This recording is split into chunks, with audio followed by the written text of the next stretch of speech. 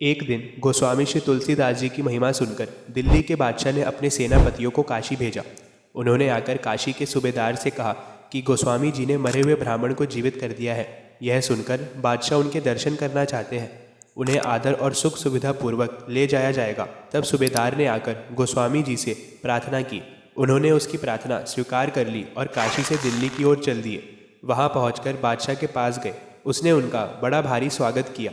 ऊंचे सिंहासन पर बैठाकर बड़ी मधुर वाणी से बादशाह ने कहा, आपकी कर्मात का सुयश सारे संसार में फैला हुआ है, मुझे भी कुछ चमत्कार दिखलाइए। गोस्वामी जी ने कहा, ये सब बातें झूठी है, चमत्कार दिखाना हमें नहीं आता है।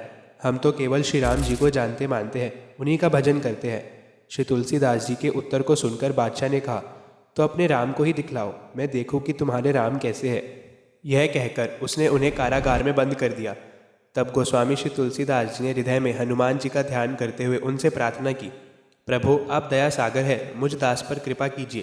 प्रार्थना करते ही उसी समय करोड़ों नए नए आकार प्रकार के रंग रूप वाले वानर प्रकट हो गए। नगर भर में सर्वत्र लोगों के शरीर को नोचने खरोचने लगे, बेगमों के वस्त्रों को भी चीरने फाड़ने लगे। यह देखकर बादशाह की आंखें खुली। वह श्री तुलसीदास जी के पास आया और पैरों में गिरकर बोला, अब तो आप हमें प्राण दान दीजिए, आपके बचाने से ही हम लोग बचेंगे, नहीं तो नहीं।